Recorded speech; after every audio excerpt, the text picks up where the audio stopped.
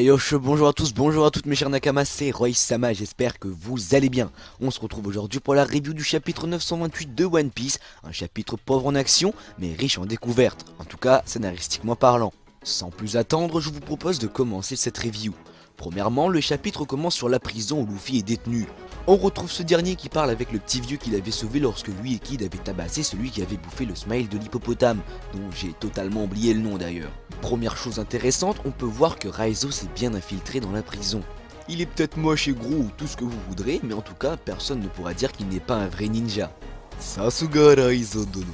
Il a donc localisé où se trouvent les clés des menottes et part les chercher, donc nul doute que l'évasion est pour bientôt et que ça sera un grand moment à ne pas rater.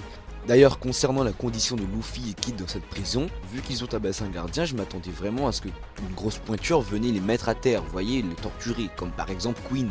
Mais non, rien n'est fait, la direction de cette prison s'en bat totalement les couilles, hein. Donc bon, cette prison commence vraiment à prendre des allures de camp de vacances. Bref, ensuite on revoit Caribou, qui je vous le rappelle était un super rookie à plus de 100 millions de berries, et qui avait essayé de prendre la tête de Luffy, bien évidemment sans succès. Et pour ceux qui se demanderaient comment est-ce qu'il a fait pour être fait prisonnier, je vous rappelle que lors des mini-aventures de ce dernier, il s'était fait capturer par Diez Drake, un des supernovas se trouvant sous la bannière de Kaido. Bref, il essaie de négocier de la bouffe avec Luffy, l'appelant boss et voulant s'allier ou plutôt se mettre à son service. Bien évidemment Luffy refuse en lui disant d'aller s'allier avec Kid, donc bien qu'ils sont dans le même bateau, Kid et Luffy n'ont pas l'air de vouloir s'allier, même si je pense que les choses feront que ça arrivera tôt ou tard. Et donc s'il y a une scène qui va vraiment me hyper durant cet arc de Wano Kuni, ça sera bien évidemment la rencontre entre Law, Luffy et Kid. C'est une rencontre qui promet d'être très intéressante. Pour en revenir sur Caribou, ce dernier nous apprend certaines choses très intéressantes, notamment que les menottes en Kairoseki, donc en granit marin dont ils sont équipés, sont faites de façon à pouvoir travailler, ce qui explique pourquoi Kid et Luffy peuvent utiliser une si grande force avec des menottes en Kairoseki. Cependant, les menottes doivent quand même avoir un pouvoir assez conséquent, car Caribou, qui est quand même un super rookie à plus de 100 millions de berries, n'arrive pas à soulever ne serait-ce qu'une pierre. Donc ça note de la puissance exceptionnelle que possèdent Kid et Luffy. Autre chose très intéressante concernant Caribou, il dit que du fait qu'il soit retenu aussi longtemps dans cette prison, il sait beaucoup de choses, donc je pense qu'il aurait une certaine importance dans le déroulement des plans futurs. De plus, son envie de vouloir rejoindre Luffy actuellement, bien que ça soit pour son propre intérêt, pourrait déboucher sur son intégration à la flotte des Mugiwara à la fin de l'arc, chose qui serait très intéressante je pense. Son intervention permet aussi de nous donner des réponses à certains mystères qui entouraient Kid, notamment sur son bras. Alors qu'on pensait tous, lecteurs comme personnage de l'œuvre, que Kid avait perdu son bras face à l'équipage de Big Mom, il nous apprend qu'il l'a perdu non pas face à l'équipage de cette dernière, mais face à l'équipage de Shanks. Il a donc certainement affronté l'équipage du Yonko avant de vouloir faire alliance avec Apu et Hawkins, a essuyé une défaite lui coûtant son bras, et a décidé de revenir à la charge avec deux autres supernovas. Autre chose très intéressante, il nous dévoile qu'il n'a jamais eu l'intention de prendre la tête de Big Mom. Il s'est juste contenté de blesser un Sweet Commander pour pouvoir s'emparer de ce qu'il avait besoin et ensuite filer. Donc Kid a blessé un Sweet Commander, lequel on ne sait pas, en tout cas il l'a fait. Du coup, on est en droit de se demander quelle est cette chose dont il avait besoin. Qu'est-ce que possède Big Mom que toute personne voulant devenir le roi des pirates doit posséder? Oui, vous l'aurez compris, je pense que Kid est allé à la même manière que les Mugiwara voler le poneglyphe de Big Mom.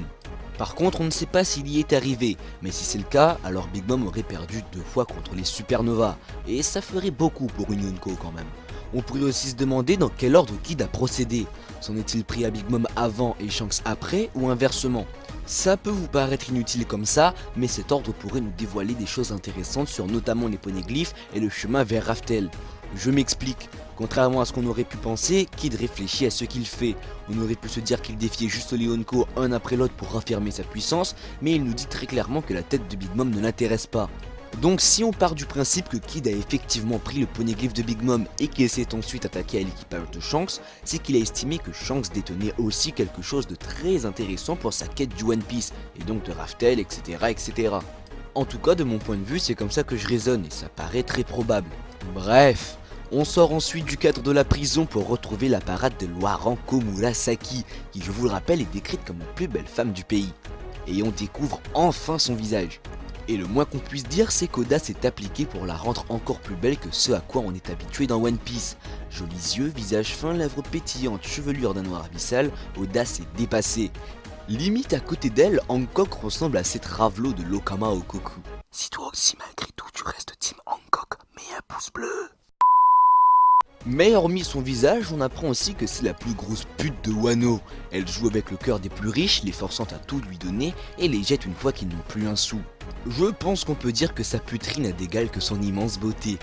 Et le chapitre se finit avec Tama-chan qui parle avec Momonosuke de sa sœur. Et on apprend grâce à Momo que si cette dernière est encore en vie, elle aurait 26 ans. Et donc grâce à ça, pour moi c'est quasi une certitude qu'Omurasaki est la sœur de Momonosuke. Elle a certainement l'âge d'avoir 26 ans. Et puis, vu que le chapitre se finit avec l'invention de la sœur, moi j'interprète ça comme une induction d'Oda. Et voilà, c'est maintenant la fin de cette vidéo, j'espère en tout cas que celle-ci vous aura plu. Si c'est le cas, je vous invite à liker, à commenter, surtout dites-moi ce que vous avez pensé de ce chapitre, quelles sont vos prédictions pour le futur chapitre, etc. etc. Sur ce, c'était Roy Sama, on se dit à très bientôt, Janné.